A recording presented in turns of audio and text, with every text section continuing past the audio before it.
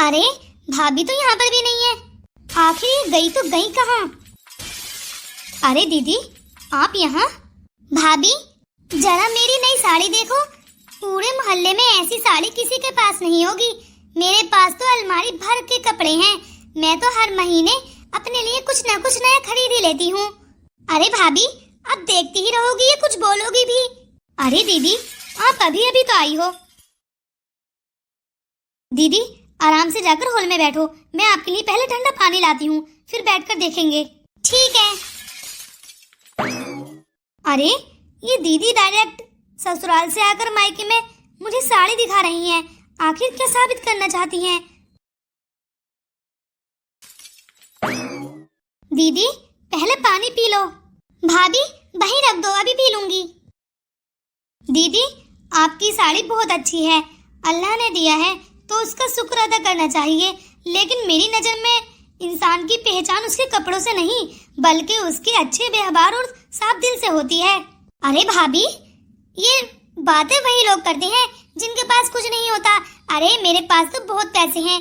अगर आपके पास होते तो आप भी हर रोज हर हफ्ते नए कपड़े पहनती। खैर मेरी बराबरी तो कोई कर ही नहीं सकता।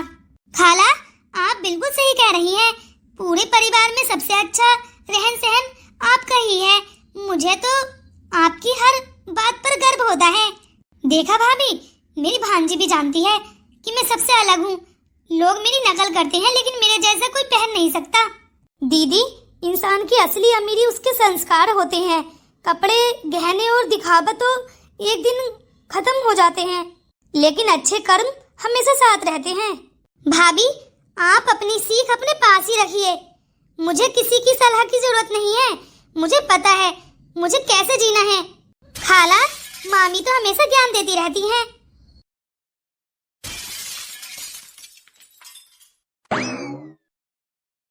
अरे पायल तुम रो रही हो?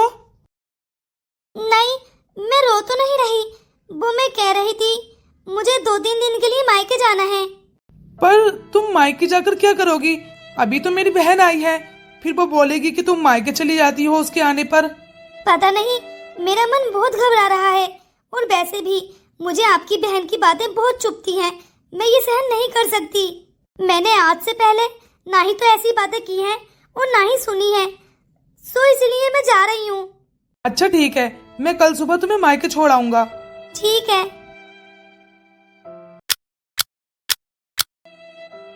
अरे छोटी तू?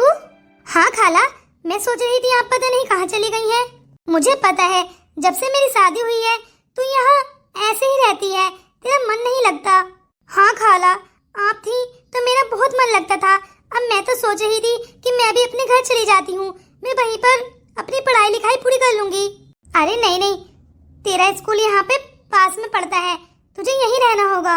आपको पता है आज तो मामी भी नहीं है। हाँ आज तो भाभी मायके चली गई हैं। रसोई में नया नया आटा आया है, चावल भी रखे हैं, थोड़ा थोड़ा निकाल लेते हैं, किसी को पता भी नहीं चलेगा।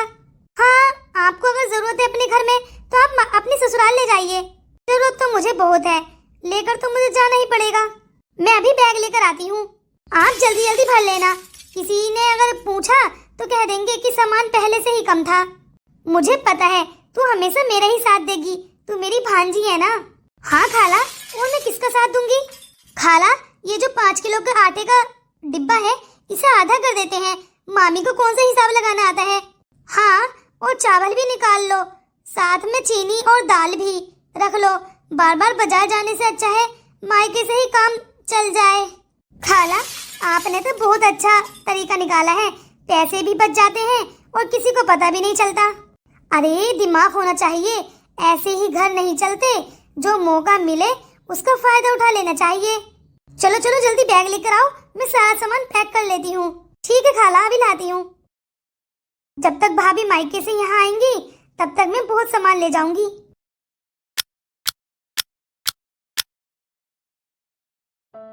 अरे ऐसा कैसे हो सकता है? अरे ये आटा इतनी जल्दी कैसे खत्म हो गया? चावल भी कम लग रहे हैं, मैंने तो सब ठीक ठाक भर कर रखा था। माँ जी आपको पता है ये आटे का डब्बा भी आधा हो गया और चावल भी कुछ कम लग रहे हैं।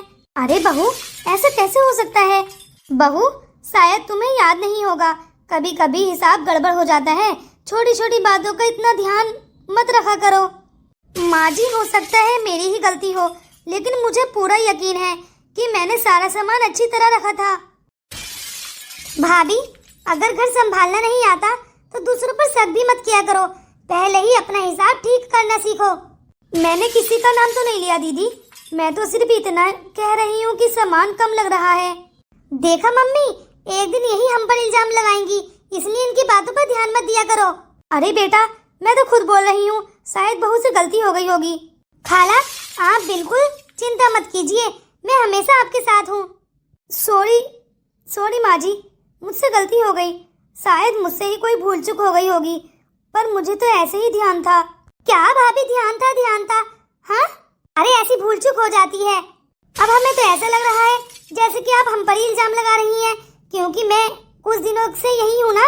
सॉरी दीदी, अब नहीं कहूँगी। अरे बेटा, तू चिंता मत कर, इस बहू को तो दिमाग चल गया है, किसी पर भी कुछ भी बोल देती है। देख लो नानी, आप भी पता नहीं कैसी बहू लाई हैं। अरे बेटा, ऐसा नहीं बोलते। चलो जाओ, अपना स्कूल को होमवर्क करो जाकर, बड़ों की बातों में टांग नहीं अड़ाते। अरे अभी तुम छोटी बच्ची हो, तुम्हें इतनी समझ नहीं है। माँ, ये सब कुछ समझती है। अरे चल चुपचाप शांत हो जा। खाला, आज तो बार बचे हैं।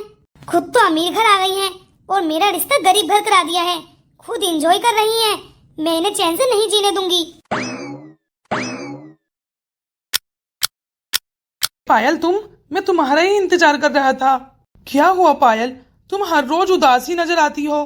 तुमने बोला था कि मैं मायके जाऊंगी, मैं तुम्हें 2-3 दिन बाद लेकर आया हूँ, तुम मायके भी होकर आ गई हो, फिर यहाँ आकर तुम्हारी उदासी फिर से वही की वही है। आखिर क्या हुआ है? जो भी बात है मुझे खुलकर बताओ। तुम अंदर ही अंदर खुद को। कुछ नहीं हुआ, बस ऐसे ही। मैं जब अपने मायके गई थी तब किचन में मैं सारा सामान शिफ्ट कर गई थी। सारे डिब्बे भरे हुए थे और वो अभी आधे हो गए हैं, जबकि इतने बड़े डिब्बे कम से कम 10 दिन में आधे होते हैं और ये 2-3 दिन में आधे हो गए हैं। अरे इसमें बुराई ही क्या है? अब मेरी बहन भी आई हुई है, शायद ज्यादा आटा खप रहा होगा। और वैसे भी पायल, जब ज्यादा पब्लिक होती है तो ज्यादा ही तो अनाज खपता है, तो तुम ये बात कैसे कर रही हो? चलो चिंता छोड़ो, हम बाहर डिनर करने के लिए चलते हैं। नहीं, मुझे कहीं नहीं जाना। अरे चलो भी अब।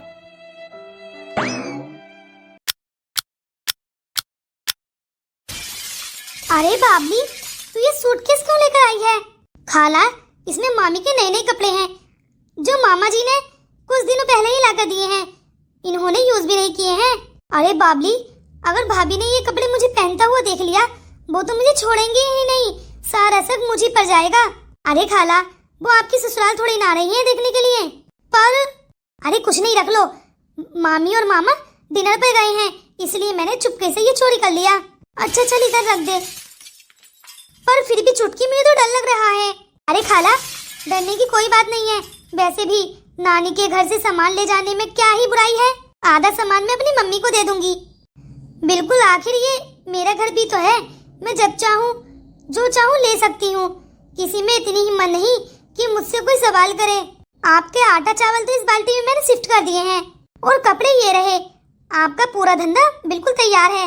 वैसे अगर तुम्हारे जैसी भांजी हो तो जिंदगी आसान ही हो जाए, जो हमेशा अपनी खाला का ध्यान रखती है और उसका साथ देती है। अरे खाला, आधा सामान मेरी मम्मी को भी देना। अरे दे दूंगी, तू इस बात की चिंता मत कर। चलो खाला, मैं अब अपने रूम में चलती हूँ, वरना मामी आ जाएंगी और हम दोनों को साथ देखेंगी, फिर वो समझ जाएंगी कि हम दोनों ही कुछ न कुछ करतूत कर रहे हैं। ठीक है छुटकी, तू जाकर अपने रूम में सो जा, मैं ये सामान सारा छिपा देती हूँ। ये अपने हस्बैंड जी को कॉल कर बुला लेती हूँ, वो यहाँ से ही सारा सामान ले जाएंगे।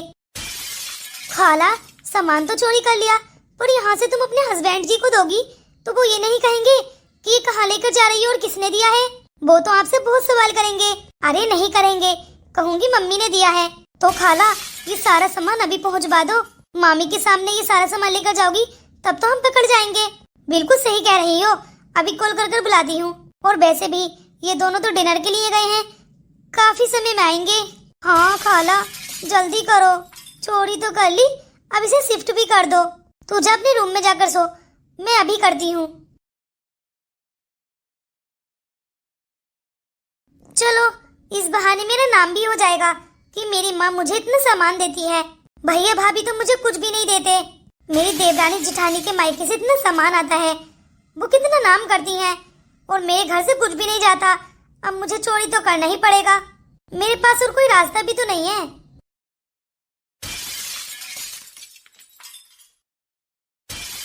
माँ जी, मैं कई दिनों से देख रही हूँ राशन बहुत जल्दी खत्म हो रहा है। माँ जी, मैं किसी पर इल्जाम नहीं लगा रही, लेकिन बात समझ में नहीं आ रही, इतना सामान आखिर जा कहाँ रहा है।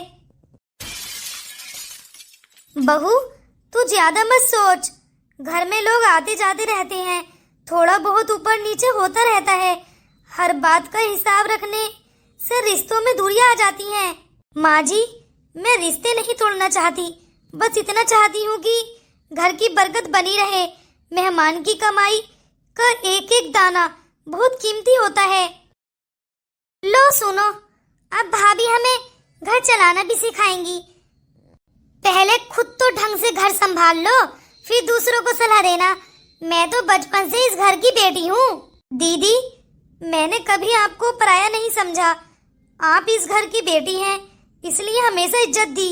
लेकिन इज्जत तभी अच्छी लगती है जब सामने वाला भी उसकी कदर करे। मुझे किसी की इज्जत की जरूरत नहीं है, लेकिन लोग मेरी इज्जत करते हैं क्योंकि मेरा रुतबा है। तुम अपनी फिक्र करो। माँ जी, आप भी कुछ नहीं बोलती हैं। बहू, मैं क्या ही कहूँ। शायद आज मेरे पति आ रहे हैं, मुझे थोड़ा सामान और चोरी कर लेना चाहिए। सारा सामान तो मेरा हो गया है, बस थोड़ा सा तेल और बाकी रह गया है। सरसों का तेल और रख लेती हूँ, फिर मेरा सारा पकाने का सामान पूरा हो जाएगा और आराम से 2-3 महीने बैठकर खा पाऊंगी। और जितने पैसे मेरा पति देगा, उन सारे पैसों की शॉपिंग कर लूंगी। घर भी चल जाएगा और मेरा रहना सहना भी अच्छा हो जाएगा। दीदी, भाभी, ये क्या सुन रही हूँ दीदी मैं? दीदी, मैं किसी की बेइज्जती नहीं चाहती, लेकिन अगर सच सामने आ गया तो फिर किसी को बुरा भी नहीं लगना चाहिए। सच चाहे जितना भी छुपाओ, एक न एक दिन सामने आ ही जाता है। आज आपकी सारी बातें मैंने सुन ली हैं। भाभी, पहले सच ढूंढ कर तो दिखाओ। सिर्फ बातें करने से कुछ नहीं होता। मुझे किसी का डर नहीं है। अरे, उल्टा चोर कोतवाल को डांटे। दीदी तो मुझे ही सुनाकर चली गई। अब मैं क्या करूं? बस माँ जी, बहुत हुआ। बहू, क्या हुआ है आखिर? माँ जी, अगर आपको मेरी बातों पर यकीन नहीं है तो मैं सच आपके सामने लाकर ही रहूंगी। मेरी बात को अब ध्यान से सुनो। बोल तो बहू, आखिर क्या हुआ है? माँ जी, मैं मायके जाने का बहाना बनाऊंगी, लेकिन सच कहूँ तो मैं कहीं नहीं जाऊंगी। मुझे यकीन है कि आज सच्चाई सामने आ ही जाएगी। ये क्या कह रही है बहू तू?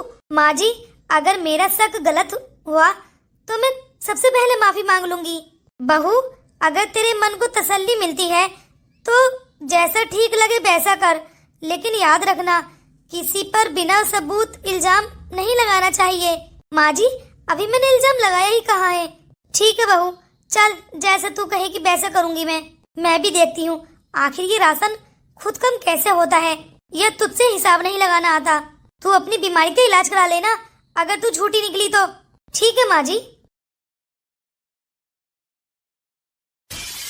खाला, खुशी तो मुझे इस बात की हो रही है कि मामी फिर से मायके चली गई हैं। हम फिर सारा सामान चोरी कर लेंगे। पर खाला, जैसे कि आपने वादा किया है कि आप आधा सामान मेरे घर भी पहुंचाएंगी ताकि मेरी अम्मी को आसानी हो सके। बिल्कुल छोटी, तू चिंता मत कर। जल्दी हाथ चलाओ। पहले आटे का डिब्बा खाली करो, फिर चावल भरो। अगर देर हो गई तो कोई भी आ सकता है। बस, अब एक दाना भी बैग में मत डालिए दीदी। मामी आ गई, अब क्या होगा? भाभी, तुम यहाँ कैसे? तुम तो मायके गई थी। खाला, अब क्या होगा? हमने तो सोचा था घर में कोई नहीं है। मेरी बेटी ये कैसे कर सकती है? मुझे तो अपनी आंखों पर यकीन ही नहीं हो रहा। मैं कहीं नहीं गई थी, मैं सिर्फ सच जानना चाहती थी। कई दिनों से घर का राशन कम हो रहा था, लेकिन मैं बिना सबूत किसी पर इल्जाम नहीं लगाना चाहती थी। आज तुम दोनों ने खुद ही सच सबके सामने ला दिया है। बेटी, मैं ये सब कुछ क्या देख रही हूँ? मुझे तो अपनी आंखों पर यकीन ही नहीं हो रहा है। तू सचमुच अपने ही मायके का सामान चोरी करके ले जा रही थी? मुझे तो यकीन ही नहीं हो रहा। माँ, वो मुझसे गलती हो गई। मैंने सोचा थोड़ा थोड़ा सामान ले जाऊंगी तो किसी को पता नहीं चलेगा। दीदी, बात सिर्फ आटे और चावल की नहीं है, बात भरोसे की है।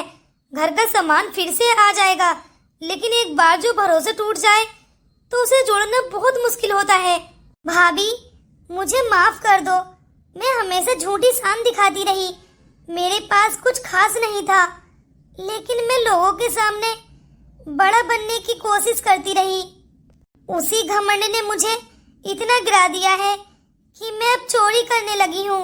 बेटी, गरीबी कभी शर्म की बात नहीं होती, लेकिन घमंड और बेईमानी इंसान को लोगों की नजरों में गिरा देती है।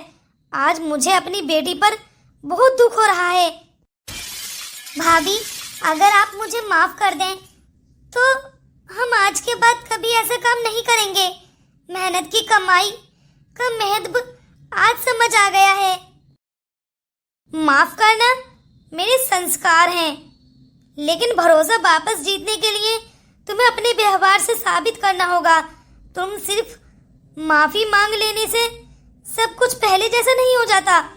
भाभी, मैं वादा करती हूँ आज के बाद कभी किसी का हक नहीं लूंगी। जो मिलेगा अपनी मेहनत से कमाऊंगी। अब मुझे समझ आ गया कि झूठी शान से नहीं, अच्छे चरित्र से इज्जत बनती है। अल्लाह हमेशा उसी घर में बरकत देता है जहाँ ईमानदारी, प्यार और भरोसा होता है। उम्मीद है आज के बाद हम सब एक नई शुरुआत करेंगे। बेटा, गरीबी इंसान को छोटा नहीं बनाती, बल्कि घमंड, लालच और बेईमानी इंसान को गिरा देते हैं। दूसरों का हक छीनकर कभी बरकत नहीं मिलती, लेकिन ईमानदारी और अच्छे व्यवहार से हमेशा सम्मान मिलता है। और तू ये क्या कर रही थी?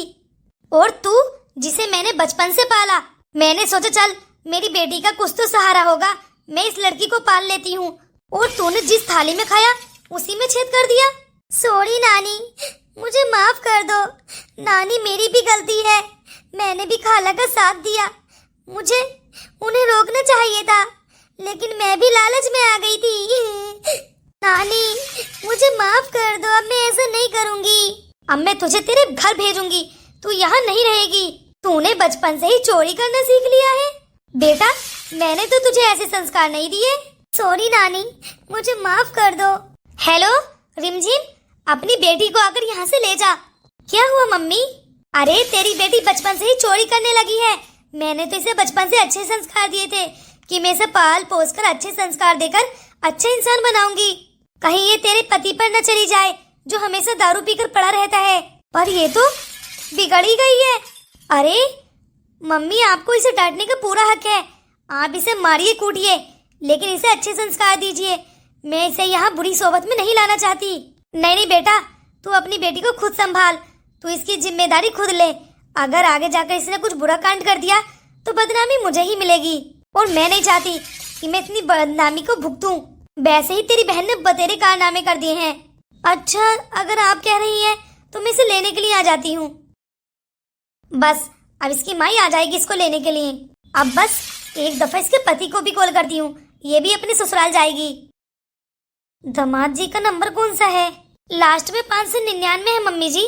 599 लास्ट में। अच्छा, ये रहा। हेलो जी सासू माँ, बोलिए। आज आपने कैसे कॉल की? और ये मेरी पत्नी नहीं आ रही क्या? अरे बेटा, इसलिए मैंने तुझे कॉल की है। तू जरा इसे यहाँ से ले तो जा। क्यों, क्या हुआ मम्मी जी? अरे बेटा, कुछ हुआ नहीं है, बस तू आ और इसे यहाँ से ले जा। ठीक है, अगर आप कह रही हैं तो मैं आ जाता हूँ। और वैसे भी मुझे टाइम पर खाना नहीं मिल रहा है। मेरी पत्नी मुझे टाइम से खिलाती थी। मैं इसको लेने के लिए ही आ रहा था। सही किया आपने भी कॉल कर दी। हाँ, तो आ जाओ, अपनी पत्नी को यहाँ से ले जाओ। ठीक है, मैं आज ही निकलता हूँ। ठीक है, बस ये दोनों यहाँ से चले जाएंगी तो मेरे घर में बरकत बनी रहेगी। ऐसे चोरों की मेरे घर में कोई जगह नहीं है। और माँ जी, अब तो इन्हें अपनी गलती का एहसास हो गया है, चलो रहने देते हैं। अरे बेटा, फिर भी बेटी अपने ससुराल में ही अच्छी लगती है। मुझे पता है, अब मम्मी मुझे यहाँ एक सेकंड भी नहीं रहने देंगी। बात भी तो इनकी सही है, काम भी तो मैंने कुछ ऐसे ही किए हैं। ऐसे बदतमीज लोगों के मैं मुंह ही नहीं लगती। ये क्या हो गया खाला? चोर चोर मुसेरे भाई। मैं नहीं जाना चाहती अपने घर। अरे अब तो जाना ही पड़ेगा ना। अरे तू ही मुझे समझा देती, पर तूने तो मेरा ही साथ दिया। खाला, आप इतनी उम्र की होकर मुझ छोटी बच्ची से क्या उम्मीद कर रही हैं कि मैं आपको समझाती? अरे समझाती तो आप मुझे। सारे बुरे संस्कार जो मेरे अंदर आए हैं वो आपके ही हैं, वरना मेरी नानी ने मुझे इतने अच्छे संस्कार दिए थे। मैं तो चली जाऊंगी, क्योंकि मुझे अपनी पढ़ाई मुकम्मल कर तो मुझे अपने घर जाना ही था। और आपको भी कौन सा यहाँ रहना था? क्या रोध हो रही हैं? जाओ अपने पति के साथ। आई बड़ी मायके में रहने वाली। बिल्कुल सही कहा, लालच ने मुझे डुबा दिया।